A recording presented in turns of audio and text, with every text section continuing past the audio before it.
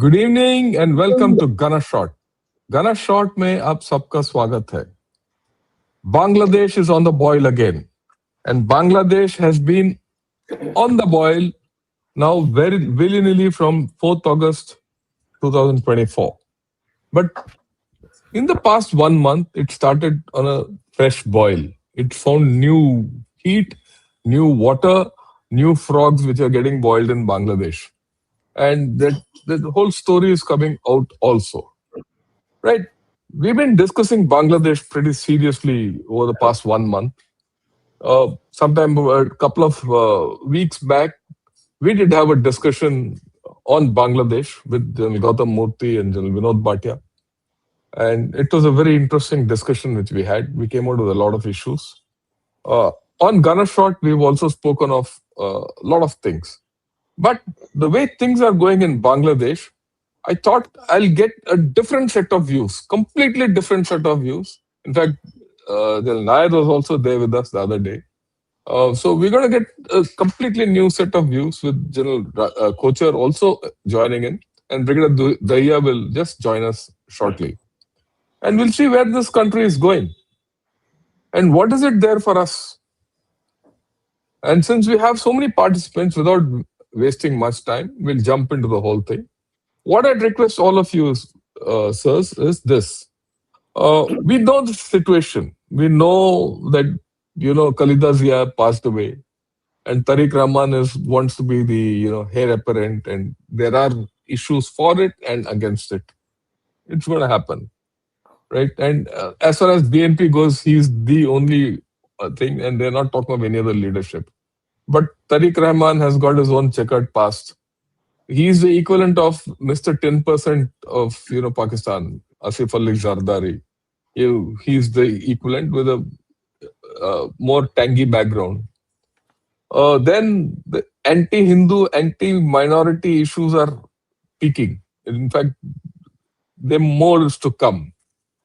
And third, of course, is the NCP of the Students' Party. That's on the verge of breakdown, as per the latest thing. And I don't think they have the political legs to go through fully. And it appears that all of them want power, and they feel that the only way to grab power is the election. So from now to the elections, things will be this thing. But the election itself is funny because they have given the date of the election, but it doesn't say when the counting will be done, when the um, results will be announced. It's an open-ended election, so it gives rise to its own problems. So, plus the whole story is being conducted by a government which is interim. In fact, it's not interim; it's illegal, and it doesn't conform to the constitution. And the army is still on the streets. The police and the normal thing are still out of the streets. They're not in control anywhere. This is the general situation. So, what I request all of you, spend about 5 minutes each on assessing where does Bangladesh stand today, right? And then we'll see in the next round as to what does India do. Where do you see the situation in Bangladesh, and where do you see the Bangladesh situation going ahead? And we also know the spice in the whole story is ISI is active, Pakistan is active, and USA is also active, and China is also active there. So where do you see this whole story going? How do you see each of these actors playing out? Is what we are going to get going and this thing. So I request General Gautam Murthy, sir, as always, please tee off and be the first to go. All yours, sir. Thank you, General Shankar. Good evening to you, and good evening to my fellow panelists. Good evening to the viewers. I think you have actually started by telling us exactly what is happening there. Uh, may I'd like to add that today, what they're in a phase of acute political fragility. There's rising radical pressure, there's systemic failure to protect minorities, and there's real risk of further democratic backsliding and violence into the run up of the elections. As you said, it's an illegal government, extra constitutional, if I can be a little more generous. And we were supposed to have elections within 2 months or 3 months, and now they have pushed it to February 2026 from August 2024. This illegal extra constitutional setup is also weakening, we must understand. Senior advisors have resigned. Radical and street groups are exerting the pressure. In fact, the street protests, the people who are actually behind it, they have split violently. The administration is increasingly being perceived as responding to ultimatums rather than going as per probity. And Mohammed Yunus has rapidly losing his credibility. I do not know at that age whether he has the energy to run the country. And there are other people who are calling the shots in his name. Law and order, we have just seen how badly people have reacted after the youth leaders Hadi was killed. Even the UN has called for prompt investigation, and they finally realized that India had nothing to do with it. So, what are the who's doing law enforcement? The army is within the barracks. The army right now is not playing its cards at all. Minorities are getting increasingly targeted. They are scared. Ever since Mohammed Yunus took over, there have been 2,900 violent incidents that have been documented. I mean, you can say there have been only two in the recent past and two people were singled out, but no. But there have been attacks on temples, on churches. There have been violence against indigenous communities. And above all, it has spiked into an anti India and more of an anti Hindu sentiment. I do not know, I'm not able to understand what is it. Is it a redux of East Pakistan? Even East Pakistan wasn't so fundamentalist as the present society is turning out to be. India has reacted sharply, but we will come when in the next phase when you say that how do we look at it. But right now, I'd like to say it is at a very high risk of further communal and political violence. This weakened government has emboldened radical groups, their absolute impunity, but this translates into dangers of refugee inflows. What is more important is cross border radicalization and a more volatile bilateral relationship. So, this is what is happening. And as of today, Khalida Zia's death, has it really made an impact? I like to think it has made some kind of an impact because she was still considered, she was a unifying opposition figure. Of course, they had banned the Awami League at that time. So again, they could say that the elections were not free and fair. And I mean, the Awami League had banned her at that time, or she had withdrawn from elections. So now her passing away has given them a shot in the arm, there's no doubt. But as General Shankar very clearly brought out, her son does not have the credibility that she has. So there will be nationwide mourning, there will be everything else. But symbolically, the two Begum era has ended, and Awami League continues to be marginalized. How does Tariq play this out? How does he lead his party remains to be seen. Back to you, General Shankar. Oh, thanks a lot, sir. What you described to me is what I have been calling unarchy. It is not anarchy, it is anarchy under Yunus's unarchy. Right. With this, thank you. I now request General Kocher, all yours. Sir, please carry on and give your assessment of this whole story. Thank you, sir, and grateful to you, grateful to Jal Murthy, and grateful to Kasa for bringing me into this discussion. What I have been observing in Bangladesh is that uh, a transition of power uh, has been ruthless, resulting in moving away of Sheikh Hasina to India, which has created an anti-India sentiment in Bangladesh as of now.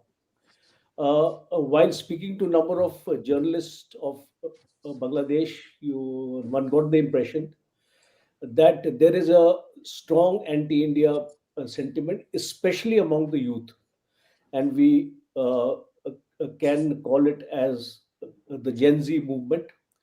This Gen Z movement, we are all aware, uh, started during Sheikh Hasina's time and was the cause of her removal. So, what is the situation in Bangladesh today? That is important to assess because that will lead us to the next important deduction, a future of Bangladesh after elections. So, what is happening now is that a number of stakeholders who are going to take part in the elections. We have discussed about BNP. We have the Jamaat-e-Islami, which also needs a mention, very strong mention here, because a few days back, the rating of Jamaat-e-Islami was 26%. And I'm given to understand it is rising by the day. And Muhammad Yunus is the driving force behind projecting Jamaat-e-Islami as a strong exponent for the forthcoming elections. And we, General Shankar made a mention of NCP, a National Citizens Party, which is basically the Gen Z party. They have absolutely no experience of politics. They were floundering. So they have decided to join hands with Jamaat Islami today. So we have a segment where Jamaat Islami and NCP are going to be together. We have the next one, BNP, and we have the third segment known as the Jatiya Party. This Jatiya Party, in previous elections, it was also loosely called as a kingmaker because it would actually decide the fate of either the BNP or the Awami League. And the last important aspect is that Awami League is not there. A sizable voter strength or who allegiance to Awami League is almost 32% in Bangladesh. So, a most important point here to ponder is what happens to this voter base and where does it go? Does it go to the Awami League or it goes to the BNP? So, this is this a topic for assessment. And as of now, I see not very great chances for a free and a fair election as the Indians have, or the Minister of External Affairs has made a statement that they would welcome a free and a fair election. Chances are very, very remote because the voter list is also not updated in Bangladesh. So all that preparation which we see that what our election commission does is not happening in Bangladesh. Thank you, sir. Oh, thanks a lot. You made a very important point that the chances of a free and fair elections are almost non-existent. And especially if the voter lists are not updated, so there's going to be a chaos. And if there's going to be a chaos and the vote election doesn't go through as planned, we're going to see something else. If the election goes through as planned or manipulated as it is, then we're going to go something else. So in either way, we're going to have inimical attitudes coming out of Bangladesh is a very important deduction out of what you have mentioned. Yeah, with this, I'd now like to turn to General Pradeep Nair. Pradeep, all yours. Please take it on. Uh, so thank you so much, sir. Thank you for having me on the show. I'd like to express my gratitude to you, to Gunnar Short, and of course Kasa. Matter of great pride and privilege for me to be with such erudite panelists, respected seniors of mine. And I would like to take off from where you set the stage, and then the other two co-panelists made their initial remarks. And I want to begin with the the fundamentalist or the Islamic radicalization that has happened to a very great degree uh, in in Bangladesh. Now, in my last program with you, sir, I did mention that we need to understand the chief architect in this. To my mind, is of course the U.S. and Pakistan, and with China in the know because it suits China if this region is disturbed. Our northeast gets threatened. They have a greater hedge, greater say, all of that. So these are the key players. Uh, while their interest converged insofar as getting Hasina out, but what after perhaps is not been thought out well. The Americans just want her out. That's what the Pakistanis wanted, and China was okay with it because for China, no matter who comes, eventually, because of the economic clout and also the fact that 78% of the military hardware in Bangladesh is from China, they will have their say no matter which government comes there. So they're quite clear on that. So it is here that what perhaps the United States didn't bargain for is the kind of radicalization that has happened increasingly. So it so happens that the darling of the West, Mohammad Yunus, and I brought out many reasons why I call him that.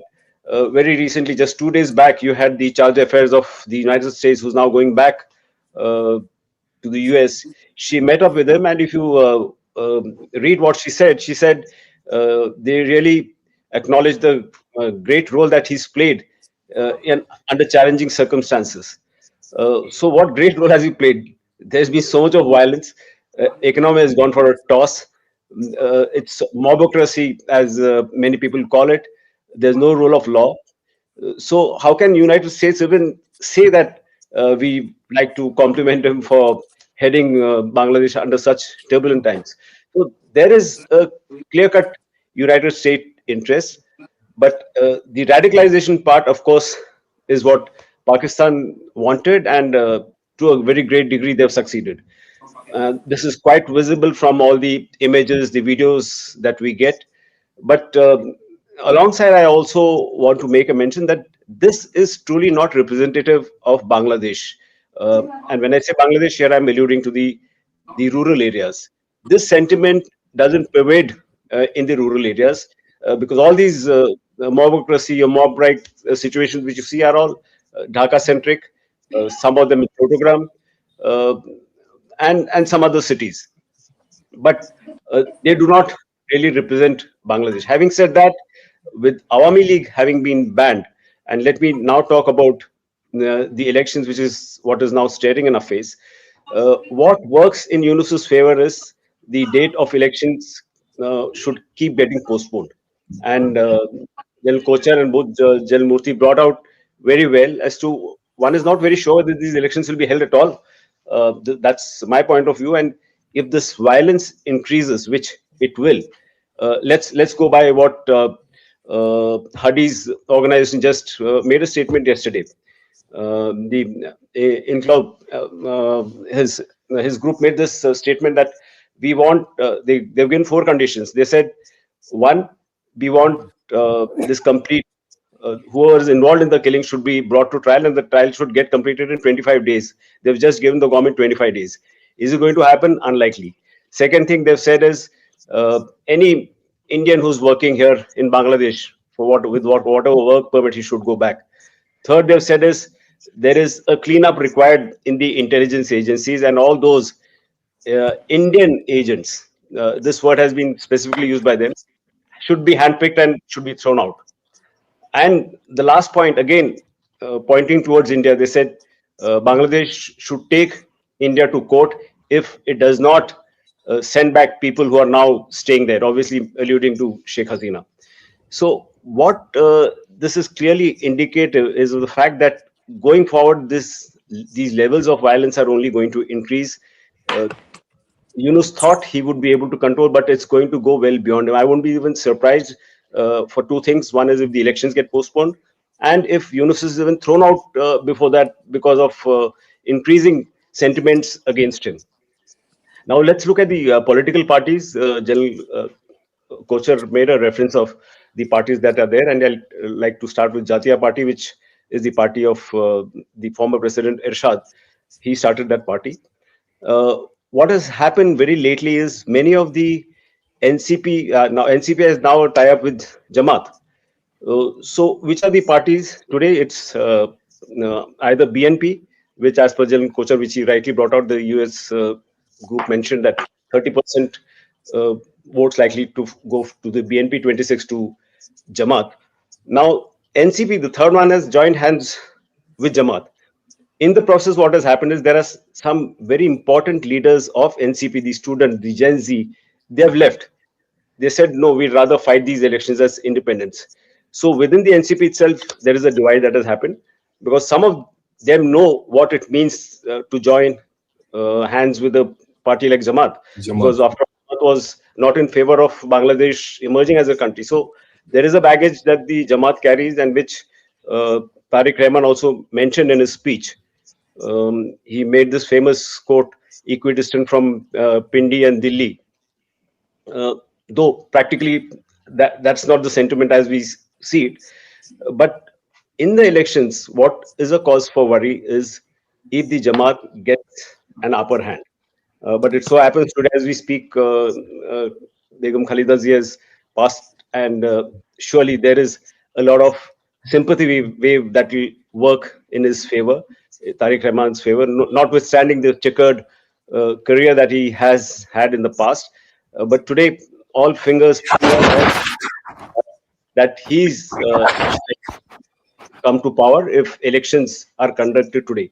But there is also a sentiment in Bangladesh going around that Tariq Rahman may well put pressure for the Awami League ban to be lifted with a condition that Sheikh Hasina does not participate in the elections. So if that happens, then the elections would look or seem more fair. So that is also a likelihood that we should not rule out. But the biggest question today is, will the elections be held in February as scheduled? I seriously doubt whether it will be, given the circumstances that are there in front of us. That's also over to you, sir.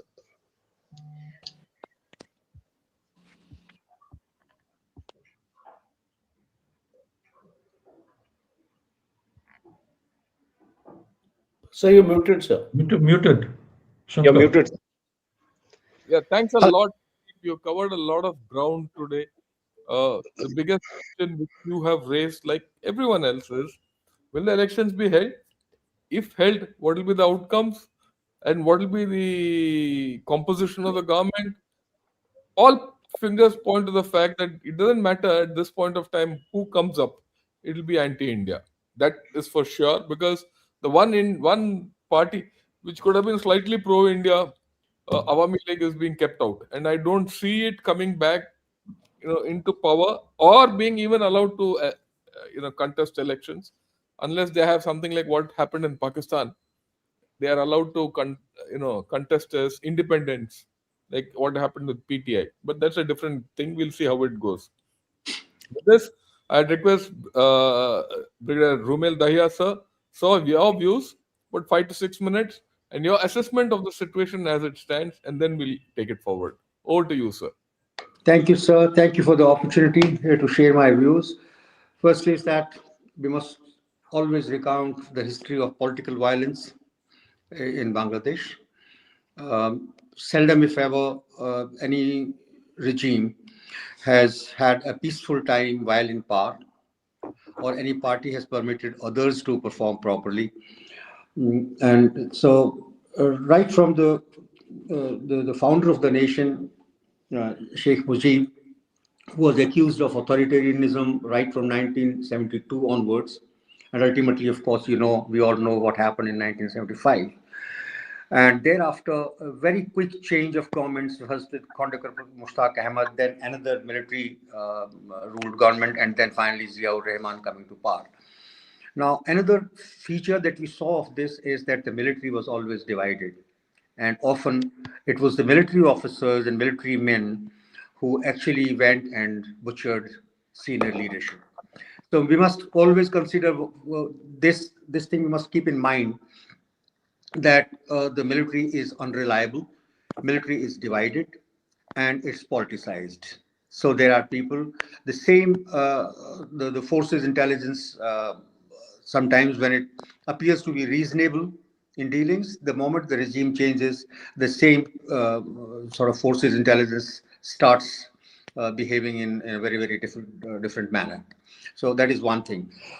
this time what has happened is that the violence seems to have been encouraged, in the sense that those who were involved in agitations, and now of course some members are coming out now to say that this violence was orchestrated, and that some of the policemen were killed by by these perpetrators themselves, and that it has been numerously acknowledged even in the United States when Mr. Yunus went there and introduced some of these people to Bill Clinton and Joe Biden, wherein he said, these are the guys who brought about the change.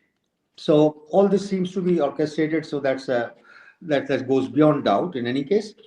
But what has happened is that some of these people who were involved, they were made advisors. Of course, subsequently they had to resign under public pressure when they floated a new party, since the caretaker regime was not supposed to be party based, so they had to go. But what has happened is that, look at what happened to Hadi, for example, a person who really did not figure very high during the agitation period, has all of a sudden become a national hero, wherein the chief advisor also goes and reads Fatiha for him, and renames a Bangbandhu Theatre in Dhaka University after Hadi's name. So this is the kind of thing. All this encourages violence.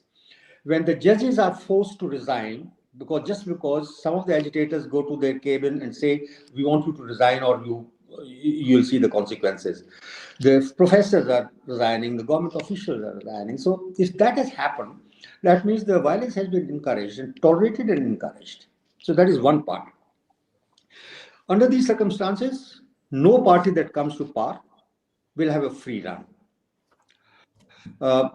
My personal reading is that the Jamaat, although they seem to be boisterous now, they seem to be having an upper hand, and large number of their cadres who were in long-term jail, under long-term jail sentences, have been released. And they are going and making statements of any kind everywhere. But I think people at large seldom vote for extremists. So I think their fixed kind of votes that they will have, base vote, will not be crossing more than 15% or so. This is my understanding. A divided NCP joining them will probably increase their numbers to about 20%, but the 20% doesn't really go to make winning kind of a combination. Jamaat Ulema Islam has joined with the BNP. BNP itself has a history of being sort of conservative in religious sense, and previously, of course, they had a political understanding with Jamaat. So even today, I think BNP has very strong support of two kind of guys. One, a reasonable number of conservatives, Islamists, plus a large number of thugs who benefited during BNP's time. For example, it was interesting for me to learn from a Bangladeshi just a few days back that in many places, the weekly collections that the thugs make from the markets and the transporters and things like this, BNP affiliated thugs have continued to do their job even during the Awami rule, when the Awami League party was very tough. So that means this is a kind of a sustained kind of influence that they have exercised in the underworld. That is one. Third is this, that of late, BNP has been quiet. And people like Alamgir, the General Secretary of BNP, have been, of course, advising caution and sobriety, because of which what has happened, that they also made a statement that they are against banning of Awami League. Although banning of Awami League benefits them immensely. Because if Awami League voters, if they go to vote, and if they have to choose between Jamaat and BNP, they will obviously go for BNP. Yes. Exceptions apart, I mean, it's a simple logic that they will go in for that. Second thing is that whereas Jamaat has gone all out to discredit Liberation War, to disown Liberation War, BNP owns Liberation War. And in fact, they have made statements that Mukti Jodhas should always be honored, and that we gained, despite the fact that they often support Pakistan against India, they are against Pakistan as far as what they did in 71 and before. So to that extent, therefore, they are going to get the votes. So I have a feeling that BNP is not just going to win, BNP is going to get a landslide. Now, what makes it worrisome is this, that despite winning, with large number of seats, first of all, Tariq Rahman, who has been a wheeler dealer and was actually a de facto ruler during his mother's previous two regimes, particularly the second one, wherein everything was sold, or every facility was sold, every industrial licenses was sold, everything was sold. But more than that, he was also a thug, and the kind of things like he was involved in planning for murder of Hasina, as the people say, and he was sentenced for that. Now all that has been overturned is a different matter. So what I'm really worried about is, will he change his colors? He might change his colors, but will he change his behavior? I don't think a person can really change his character like that. And when he comes to the power, he's going to face two problems. One is of image, which will resurface. Even the Jamaat will start coming out with his past. But more importantly, how will he manage to satisfy the old BNP cadres, BNP leaderships, first tier and the second tier, who has struggled for last 17, 18 years, who have been prosecuted, who have gone to jail and suffered, and now all of a sudden a person para drops, and then he will have, obviously, a person who comes like this. Many of you would take this analogy from army, wherein a CO comes from outside, and then he starts looking for people who will support him within the unit and all that. Now, this guy is going to have his own advisors. And those advisors are going to, there'll be a tussle between the old timers and these advisors. So I have a feeling that even after BNP comes to power, which I think they will, political instability is written into the system. Thank you. Thanks a lot, sir. I think very important points made by you. Uh, Bangladesh history, they have I wouldn't say checkered history, they've had a violent past, and where they've managed to either kill or put their, the heads of state in jail, or send them out. And everyone has suffered this fate, which is a thing. And it is a divided population. It's not a settled population. It's a deeply divided population, and the division is, largely between Islamism and being Bangla. That they're two cultures which have just not come together at all. I mean, that's the way I look at it. There are deep cleavages between the two. They say a revolution eats up its children. Will that happen? It's already happening with NCP. But in this case, the revolution has eaten up its masters also. The masters being Pakistan, China, and USA. Because this revolution, the aftermath of this revolution, has gone out of their control. I don't think it is in the control of any one of these three chaps at this point of time, right? Uh, but the interesting thing for India, I won't say the interesting thing, that a strike of caution which I'd like to put across is that it suits all three of them that Bangladesh is on the boil, because it keeps India in the check. Right. So if we expect any outside assistance to come and quieten Bangladesh, just forget it. They're going to keep this in the chaos it is, a natural state of chaos. If Bangladesh exists, it's a problem for us, and it suits all three of them. So this is a factor which we'll have to take into account as we go along. With this, thanks a lot. I thought all of you brought out fantastic points. Request now, Gautam Murthy sir, if you could give your view as to how do we take it forward? How does India go ahead from here? Yours. Thank you, General Shankar. I think we've heard a very good roundup of exactly what is happening there. And how should India? India is dealing with a huge problem. Let's not think that it is any less. It is huge, and we've got 1,400 kilometers of border. There's a calibrated mix of what do we do? We need to protect uh, our people first and foremost, because this ideology can sort of transcend borders. We need to avoid driving Dhaka into an hostile external camp, by which I mean Pakistan mainly, and of course China. Our approach has to be layered. It's got to be quiet but firm on security. We have to be vocal on minority rights. And we have to reach above all these troublemakers and reach towards the Bangladeshi people. Now, there is a lot of goodwill for India within Bangladesh. But the goodwill, the people with this point of view, they are being forced into silence. That we need to understand that. And therefore, firstly, as I said, we have to safeguard Indian territory from any kind of insurgency by this Islamic networks using Bangladeshi soil.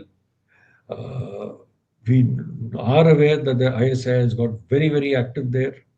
We need to protect our Hindus and vulnerable minorities in Bangladesh, including evacuation. And we have to take some legal diplomatic measures for that if required. And we have to prevent, as I said, this pushing Bangladesh into any camp that entrenches, that this anti-India narrative coming about. So our deployment on the border, we are in fact, I'm sure people are looking at that. Known insurgents, smuggling corridors, people, illegal immigration. We have to look at that.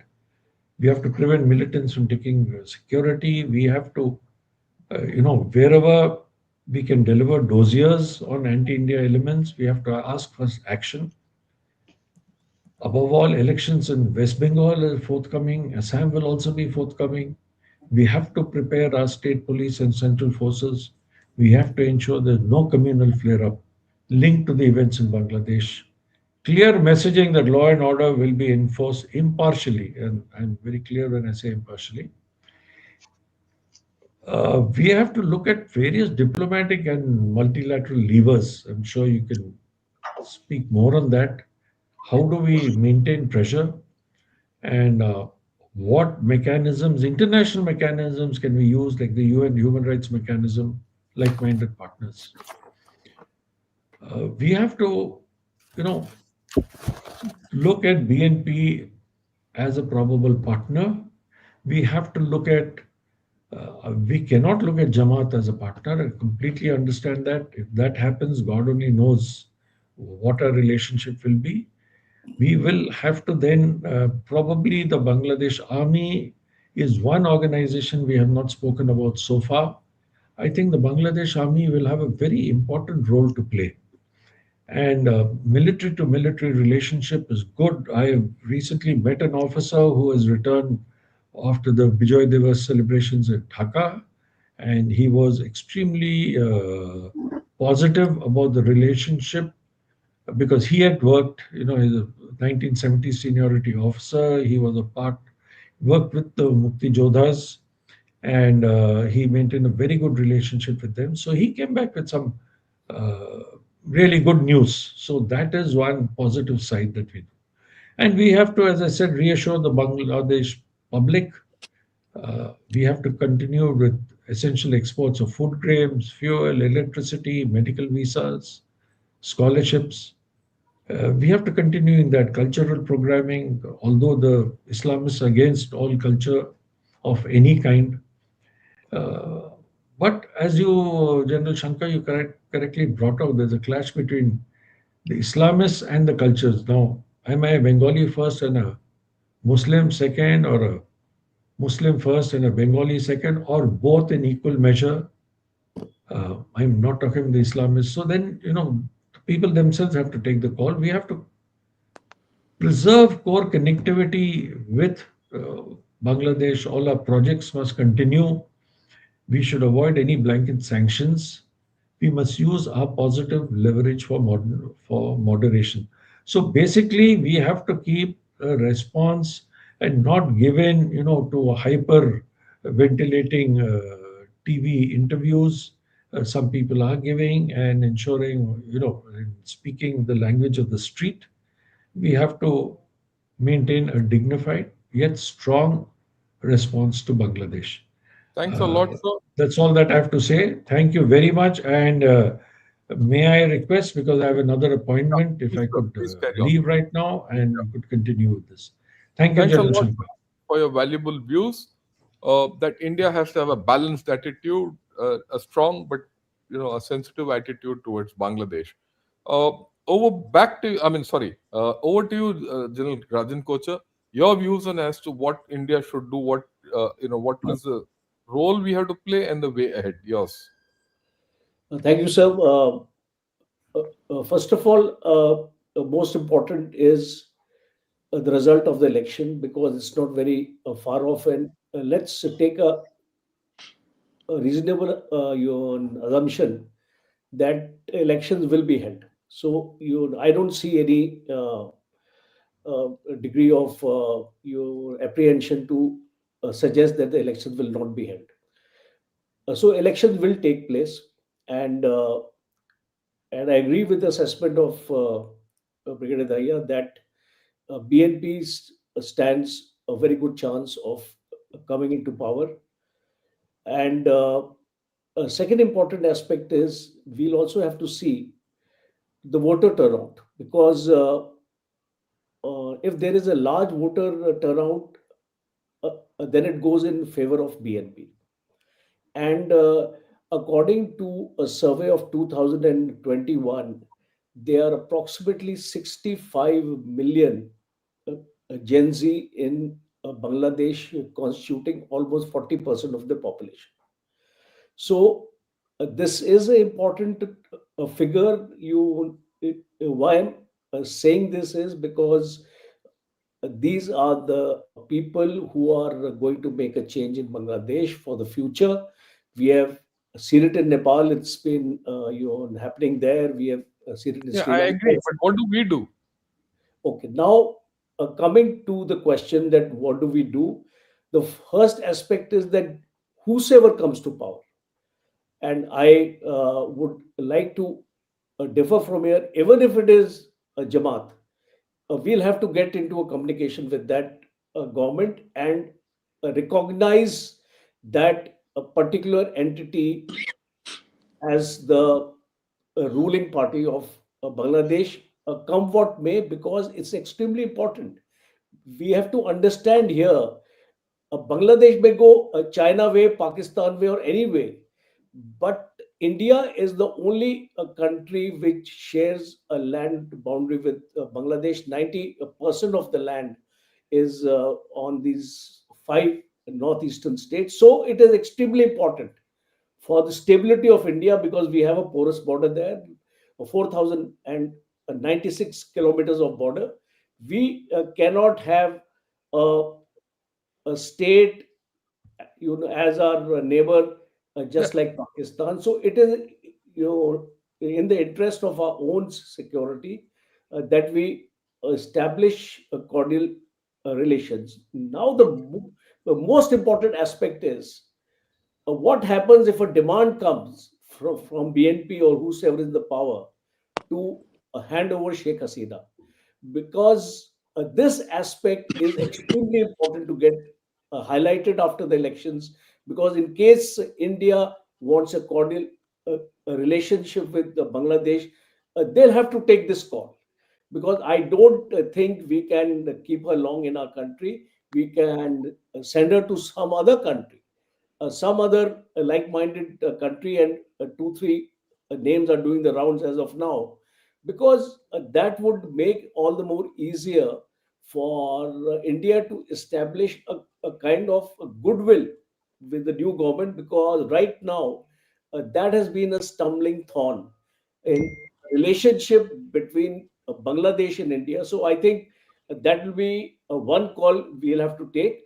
And one important aspect is, uh, in the month of April, we have the Ganges Water Treaty also due for renewal, and we have been very magnanimous with Bangladesh as far as the Farakka barrage is concerned. So I think that will also go through, because India is not going to create any kind of impediment either by trade, which is about $11.08 billion, and Bangladesh is only actually giving us 1.85. So there is a trade imbalance here, but India would like to maintain this goodwill. In spite of whatever party comes to power, India is going to maintain that trade with Bangladesh. All the support is going to be given with the power. Adani plant and the Reliance and the NTPC all are going to actually give it, whatever was existing, it will remain, because I don't think politics and trade are going to be mixed here, because it is basically in the interest of Bangladesh as well as our own interest, that status quo is maintained as far as the trade is concerned. So, what is going to concern us is that, do we see the resurgence of the terrorist groups in Bangladesh? Because that was one aspect. Sheikh Hasina was extremely helpful to India from 2009 onwards. So, do we see Jamaat Islami, Jaish e Mohammed or Lashkar Toiba, because it has been reported in the Pakistan media that these groups are going to be active, and especially when General Munir makes a statement that the next attack to India will be from the northeast. So these Yeah. are very important aspects in the relationship, and if we maintain that kind of incremental relationship, because we should not straight away think that everything will become normal from day one. I think it's going to be incremental, slow progress, but we must continue on that, because it is in our own security interest that we have a stable neighbor next to us. Thank you, Okay, sir. we need it's in our interest to have a stable neighbor next to us. That's the large thing. Yeah, Yes. Pradeep, your views, and I'd like you to focus on one thing. Is there a time which has come? You see, Bangladesh. I mean, I'm giving you an opinion, and I'm throwing the bait to both of you. Uh, is the time come to look after our interests first, right, and our security first, and then lay the line to Bangladesh? It's nice what General Kocher said and what General Gautam Murthy said, good relations and all that. We've done it for 50 years. It has come nowhere. And if you take the history of this nation into consideration, they don't know what's good for themselves from whatever has happened. That's history, right? And it's not going to change, right? Is there a case for us to first start thinking of ourselves? And if that's the case, what should that constitute, Pradeep? Uh, so that's a very good question, sir. But before I come there, I'd like to touch upon 2 points that General Rajan Kochar mentioned. One is, to begin with, he said that even if it is Jamaat that seizes power or comes to power, we will have to reach out to them, which to my mind is unlikely, given Jamaat is Pakistan's baby and the Pakistani involvement there. And I'll come back to this point later. And the second point which I want to touch upon, which General Kosa mentioned, was about he's sure of elections happening. I am also sure of elections happening. My only point in this was, will it happen in February? Is the whole point. And the context really was uh, the people of Hadi now giving these 25-day period to the government, which will end around 20th, 22nd of January. So that's very close to the election date. So, what if they are not able to get the killers of Hadi and they're not able to bring them to justice? Then what next? Do we see a further spiral in violence? I guess it will. And if that happens, will elections be conducted at all in February? That was my point. So maybe it will get postponed to Yeah, March, we'll see how April. it plays out. We'll see how it plays out. Because that's Now, his opinion. What's happened on ground will be completely different. We don't know. I, Yeah. I I come back to the question that you raised: is should we have our interests above everything else? Probably you are alluding to the fact that for far too long we've been too um, measured in our approach towards them, uh, being the good elderly brother kind of role that we're playing. So when it's our interest that have to be paramount as per you, uh, I really think you're alluding to the fact that we need to be more proactive in our approach. And let's say, for example, the huge dependencies that Bangladesh has on India now. And if you go back even to the time that BNP was in power last, from then to now, the dependencies have only increased. So tomorrow, if Tariq Rahman comes to power, uh, can we then start uh, using all these hedges that we have, whether it is the Ganga Water Treaty or the Tista Water Record, which never got signed, or for that matter, the outlets of our ports, airports, seaports, the restriction on cotton, the restriction on rice. We have a lot of things up our sleeve which we can. But when we do all this, it's also in a way playing into the narrative of India playing the big brother and being too negative towards a smaller Bangladesh with just about a population of 170 million. And here's a country of 1.4 Not billion. 170 million is not small. It's I know huge. I'm comparing with 1.4 billion. No, I mean, they perceive it that way. They perceive it that way. Uh, so uh, we will be actually playing into that narrative. To my mind, I in some way, to a very great degree, agree with Jan Kochar and what Jan Murthy also said, that we need to play the waiting game, strategic patience, diplomatic patience, and no matter which party comes to powers, uh, they will realize that these things that are happening now are temporary. In the long run, the dependencies are so huge. Geography is such an important factor which Pakistan or China, or for that matter even the US, don't have. Um, is to a great advantage. So they, sooner or later, they will eventually. I mean, it's Look, like, let's say, for look, example. no, look, Pradeep, and all those who want to be peaceniks with Bangladesh, for the past 54 years, right? They've been like this, and we've been what we are. It has not brought us peace. It has brought us to this situation. Let's look at the facts. These are facts. Okay? And we kept giving them water, we kept giving them oil, and that increased thing, yeah, wo, all that. It's not worked. And we all know in the army, you don't reinforce failure.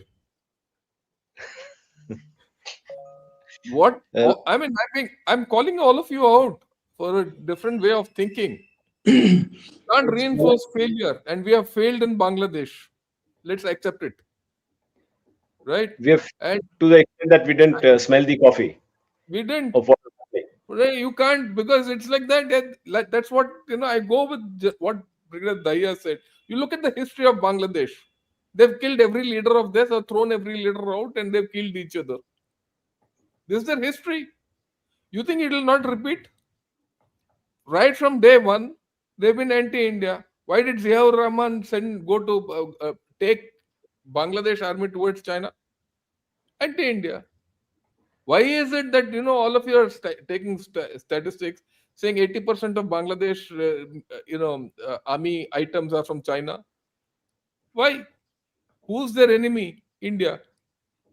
So if India is their enemy, they can't buy Indian equipment, isn't it? That's why they've gone to China. Look at it, the fundamentals. The fundamentals of this country are something which are not going to change.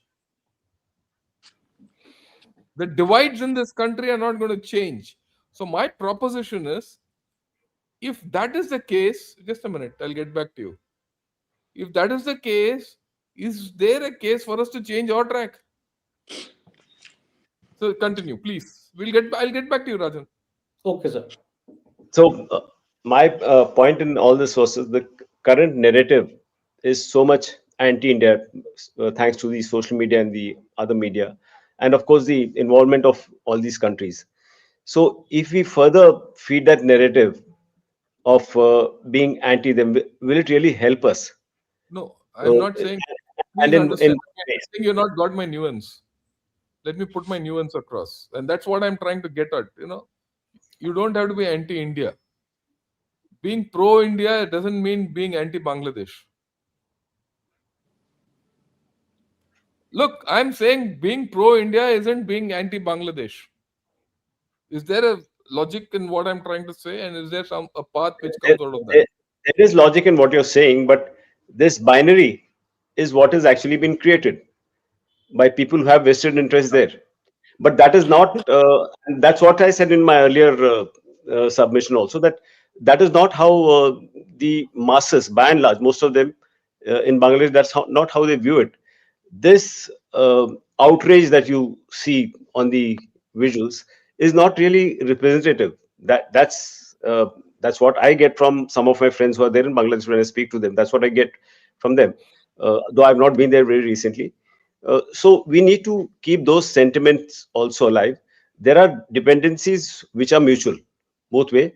Uh, but of course, the dependencies that they have is far larger than what we have. So what exactly should we be doing if we have to be proactive? Do we now proactively get involved in things like that election, uh, things like hardening, strengthening our military bases, which we are also doing in some way, but not really trying to threaten them in a manner that we would. I mean, there are many theories that go on. We can also do something like the chicken neck for you. So such theories are there, but will we really do it? Is my point. And I like to bring out the statement given by our Prime Minister today itself. Sir. On you must have seen what he tweeted, and two things which I had noted was what he said about Khalida Zia was as the first women Prime Minister of Bangladesh, important contributions that she made towards development of Bangladesh, as also Indo-Bangladesh relationship, will always be remembered. That's one. The next thing that he said was, I hope that her legacy and vision will continue to guide our partnership. So these are two very important things, which in some way is trying to give what our foreign policy will be. That we will continue to ensure that no harm comes their way, and we want the ties to be strengthened hereafter, in some way reaching out to the BNP in a big way. Yeah, Okay. thanks. So your views, sir. So let me just say this, that Prime Minister's statement today was a very diplomatically nuanced and forward-looking statement. We would, of course, want a trouble-free relationship with Bangladesh, and probably the Prime Minister would have also thought that BNP has a head start presently and likely to, come to power. If you remember, when the Prime Minister 2 months back, or about a month back, when he sent his good wishes for Begum Khalida Zia's speedy recovery, BNP was quick to thank him profusely, actually, and very, very quickly for the good wishes.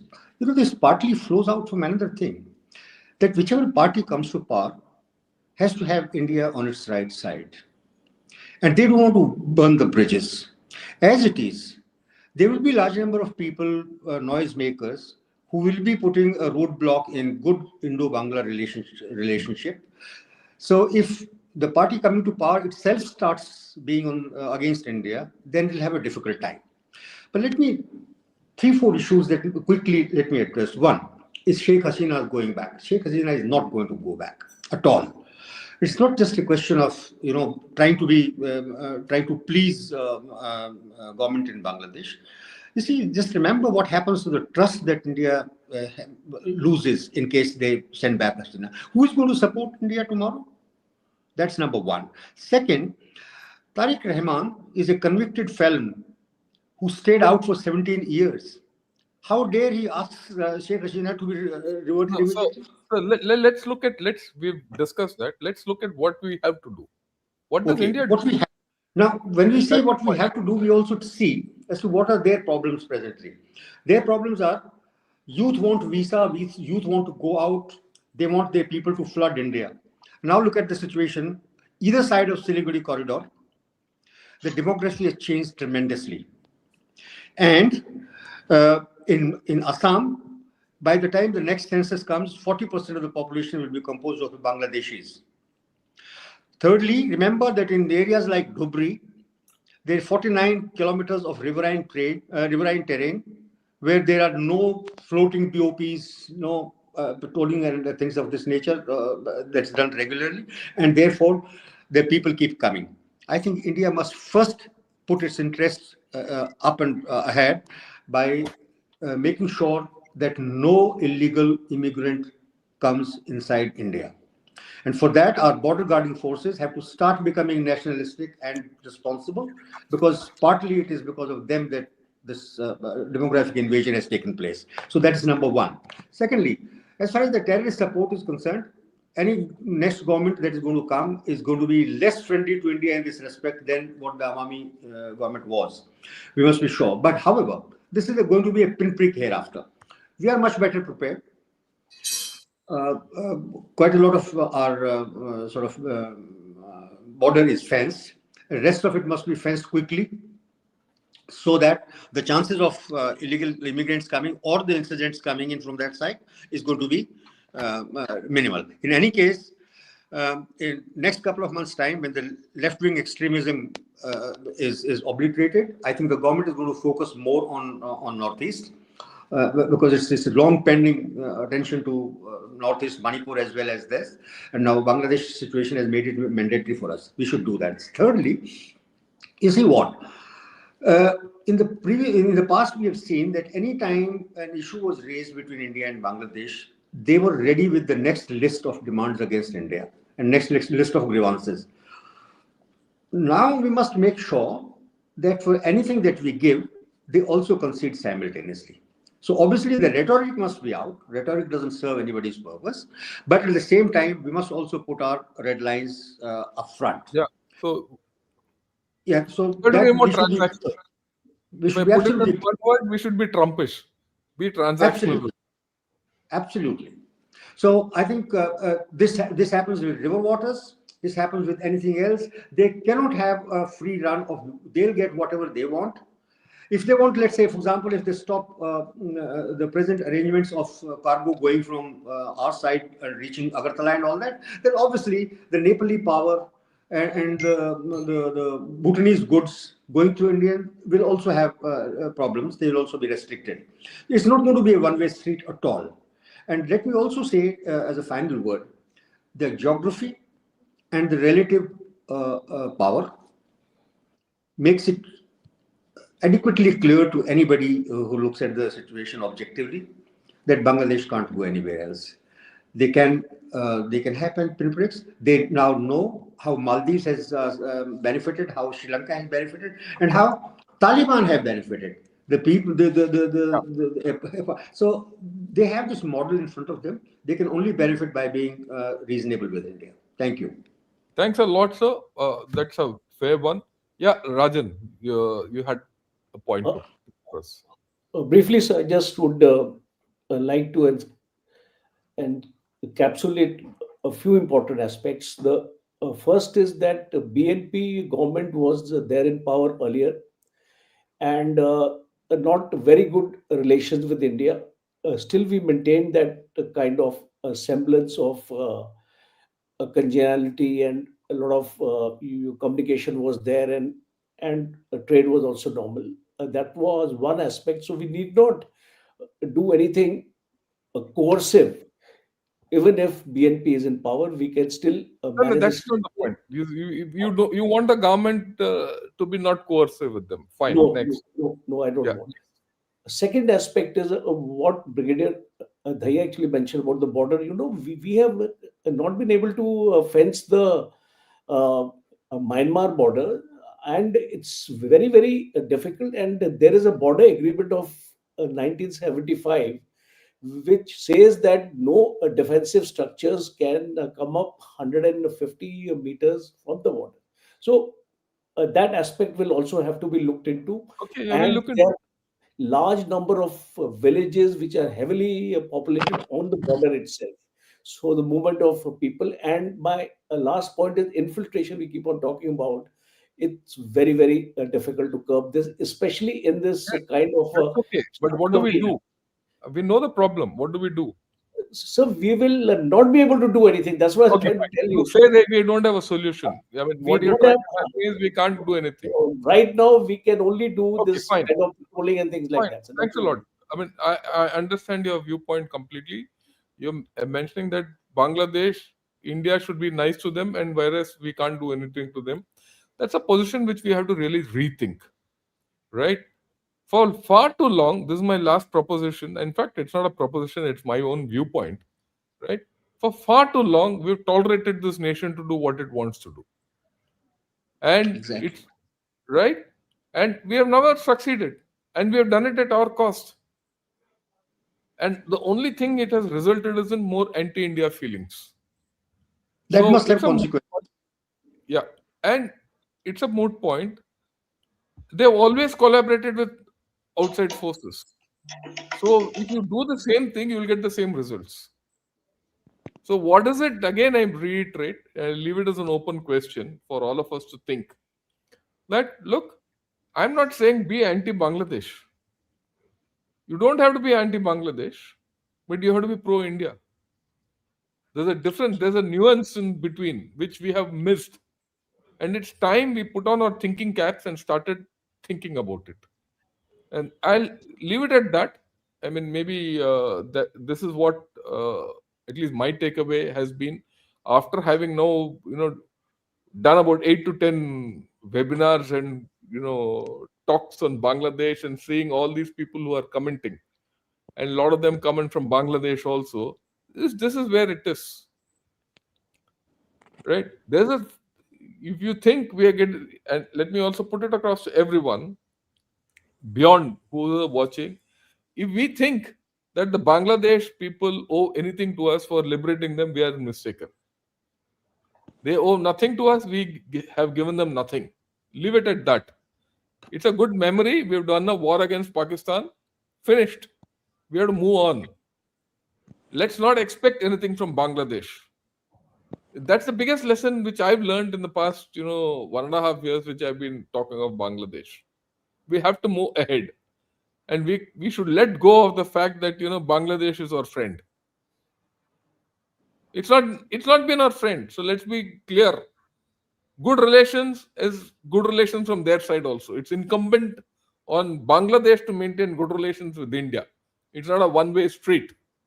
And this is something we have to put across to them in whichever manner. Good relations are two-way. It's not that I be good to them and they be bad to me. Is it acceptable to any one of us in India? I don't think so. So I think we'll see how things go. But having said that, I think all of you have come out with some fantastic points, some new issues, new facets of this problem. And I quite agree with you that this problem is not running away, whether it's elections or beyond. It's not running away. Elections are only a manifestation of how these people behave. And whatever government comes after that will also be a manifestation of how these people behave. And the people's behavior is not going to change easily. Right? And you have to go back to the time when partition did take place. It took place because of the behavior of these people. So that's how it is. We'll leave it. I'll take a few questions with right, and then we'll call it a day. At the outset, I'd like to thank Manish Tree for joining me as a new member. I'd also like to thank General Vinayak Patankar for joining Ghana Shot as a YouTube a member. It's an honor for all of us, sir. So grateful to you. And I'd like to thank Pat Sena for Sane for giving members for getting membership for 5 months. And I'll take on your question. Who's likely to win elections in Bangladesh? Assuming they actually happen, looks like Islamists are going to try to make a power grab in this process. Rajan, your view. So there is a strong possibility that there may be a situation where BNP and Jamaat, you may actually come together if it don't get a majority. And it has happened earlier also. So I would like to tell I am Parth that there is a very strong chance of the Islamists being a part of the governance process. Let's wait and watch this. Yeah, okay. So, okay, fine. Thanks. This is a very interesting comment. We should focus on creating more goodwill in Northeast rather than Bangladesh. I think there's a right. Pradeep, your view on this? Go. There is a lot of goodwill that is being created in Northeast. Sir. The primary reason has always been the assimilation of people from the northeast in rest of the country, which is now happening to a very great extent. You see them in the services industry. I made a mention of this earlier. There's no flight that you can board today where you don't find a kid from the northeast as one of the cabin crew. For that matter, the hotel industry flooded with them, right down up to Kanyakumari, or for that matter, even Jammu. Everywhere you see them, and these are the biggest ambassadors. So when they go back, that assimilation process has happened, which was not the case earlier. And all these, we used to call them with a certain word that is uh, restricted to very, very few places now. That acceptance has come, which has been received very well in the Northeast. So there is a point in his what he has said, that we have to create a goodwill. It is being done. It's also the case that the growth of the Northeast in the last decade or so has been phenomenal. Infrastructure wise, investment wise, last 3 years at least, it's not just amount that is promised. Investors are actually investing there. Manipur is a different case, but in rest of the other 7 states, you just have to go to Sikkim, Meghalaya, go to Nagaland, see the road in Nagaland, how it has got transformed. So these things are there, and they're happenings. Yeah, thanks a lot. I think that's a very interesting thing which is happening. The point which came up that Bangladesh will give, shelter again to terrorists and not insurgents in the northeast and all, I think is a receding scenario, because there are not many left in the northeast to be given shelter in Bangladesh. And the state of Bangladesh is such that no one will go to Bangladesh. That's the second part of the story. Anyway, Bangladesh did not have an option, don't have any option but to depend on India. So why not use that as an advantage? That's one part of the story which we've been talking. We need to stop playing Big Brother. They should fear India. Uh, this is the point I want to do. Yeah, General Brigadier Daya to address. Fear India. I'll tell you why. Why I picked this question. You see, no one does all this with China. Why? Does anyone does all this with China? Does anyone all do, with China, people are absolutely straight. Why? Fear factor. Even we don't talk out of turn with China. Why? Fear factor. Is this fear factor something which we have not used with Bangladesh and many others? We'll have to Well, think hard. No, there's a point, I sir, don't know and I'd whether like your views on that. I don't know whether we should use them as such, but they must be mindful of the consequences of their conduct with us. If they are friendly, we must go out of our way to help them when they are in distress. But if they start misusing that goodwill, and if they start doing anything that goes against India's interests, we have no compulsion to be good to them at all.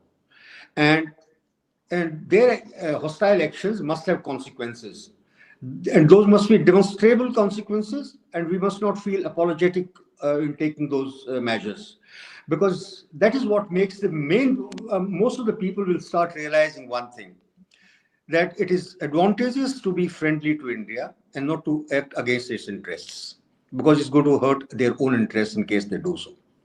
I believe in that. Yeah, I think that's quite interesting. What you said is the crux of the fact is that if they behave with us, we should be more than magnanimous with them. But at the same time, if they don't behave, if they don't change their behavior, we need not behave as before. Right? Absolutely. That comes out very clearly. In fact, there's the sentiment of people who have this thing. Let me see if there's any.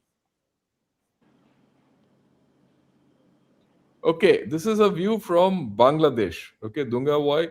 He says pro India is pro Bangladesh. Let elections be free, inclusive, and fair. Then we'll see people's real view. A few hundred Jamaat B team radical Hadi activists don't represent Bangladesh. Dunga, I completely agree with you. But the operative word in this sentence is let elections be free, inclusive, and fair. I don't know whether that will happen, because the forces which are acting in Bangladesh might not let that happen. If that doesn't happen, the outcomes won't also be free. Let me Right? just say one Yes. thing here. Let me just say one thing here. By keeping a party, not just Awami League, but even the Jatiyo, by keeping these two parties away, you are between 40 and 50% of the voters base is simply kept out of the choice. Their choice is finished. So that is one part, and that's very sad. So by no count, these elections can be called free and fair. And the elections that were boycotted in the past by Jamaat and BNP, if they were not fair, then these elections are, by the same measure, these elections are also not fair. That is one part. But the positive thing is this something to be hoped for, is that if after 20 years of hibernation, persecution, and staying away from active politics, so to say, if BNP can come back with a landslide, then Awami League is not far off. They will again come back. Maybe Yeah. not in 5 years, maybe in 10 years, but they're going to make a comeback. Good Okay. point. If Bangladesh seeks to assert its sovereignty, we should respond with the same firmness and resolve shown towards Pakistan. Rajan. So I tend to agree because uh, we did the Indus Water Treaty with the Pakistan the way Pakistan has actually behaved with us. So we can also do a Ganges Water Treaty with Bangladesh in case a similar kind of a sentiment or a situation actually arises from the Bangladesh border. So it is extremely important that the firmness and resolve we have shown towards Pakistan should act as a deterrence to Bangladesh, that they should not resort to those kind of measures, because India is quite capable of replicating that kind of decision with Bangladesh also. But sovereignty is not a problem here. Let me just say that if they want to exercise their sovereignty, they are free to do so. But No, they sovereignty do in a that. manner designed in a Within their manner to country. act against India's interests. That's the So problem. sovereignty is not a question at all here. Yeah, Yeah. absolutely. Okay. The last one, Pradeep. Why would India only want cordial relationship with Bangladesh? Wouldn't Bangladesh need it more with their good neighbor India? So How our does that? relations are so inextricably linked. Uh, both the countries need each other. Of that, there's no doubt. Yeah, So when he says that why would India only want cordial relationship with Bangladesh, um, it's not that only we want. There is a vast majority of people in Bangladesh who want it. Now, with the current turmoil, with the number of visas that we have cut down, medical visas, for example, it's affected the common man hugely. They don't have the money to go to China to do yeah. that medical treatment. Or Pakistan, of course, is a gone case. There's no way they'll go to Pakistan either. So the common man that's affected is the common man, the man working in the government industry who has lost his job. Uh, it's the poor masses who are not getting the rice that they used to get when India was exporting larger, the quantities were larger. So the effect is really there. But unfortunately, these people don't have voices. They can't come out in the open for whatever reasons. They're poor, poverty struck, they're in the rural areas. So this is a sizable percentage of the population which we don't speak of much. And I think, and that is a constituency that we should be playing at. Like Yeah. Brigadier Daya rightly brought out, we have to be generous if the government overtly tries to show generosity, which they will no matter which party comes to power. Yeah, I quite agree with you. In fact, I think it's a very good policy. How do you reach the silent masses, right? The silent masses who are suffering. Uh, if we get around doing that, please remember we'll also be intrusive. Okay, so this is a new setup. Why the whole dice? I keep repeating this. In the past 18 months, the change I've seen in Bangladesh is this: the whole story has changed. Our entire presumption before are no more, and you'll see this going out. This is what I've seen and I felt, right? And I've learned from all of you who have come and spoken and given wonderful points, right? And I leave it just for all of us to think, and for everyone who's watching this, whether he's in Bangladesh, Pakistan, USA, China, or India, to think that a lot of people in India feel that a relationship between India and Bangladesh has to be reciprocal in nature. And it is not, right? It has to be reciprocal in nature. It can't be on a basis of you, I demand and I get what I want. At the same time, India has this tricky business of having its neighbor, a sizable neighbor with which has its longest border, to be at peace so that India develops. And also, India doesn't want to get focused too much on Bangladesh, leaving, too much focus on Bangladesh is at the detriment of its other interests, whether they're global, regional, or with its traditional adversaries, Pakistan and China. We can't just keep focusing on Bangladesh alone. So, at some point of time, we need to evolve a balanced policy. As this may be, the whole story in Bangladesh is still unstable, and the floor behind their own feet has not been found. Right? Before that, we can't go and start doing what we have to do or not do, because we don't know what to do at this point of time. We have to let the situation play out. Well, and as I keep saying, there's a long way ahead. Things will pan out, and I'll get back to you once in 10 days, 15 days to discuss Bangladesh, because what I discussed last week, a lot of things have gone out of the window and we're discussing something else now. And what we've discussed today will also go out of the window in the next 15, 20 days to discuss something new. With this, thank you. Thanks a lot, Brigadier Dahiya sir, General Nair, and General Kocha for this wonderful expose. Your contribution was immense. And thanks a lot to all those who came up today.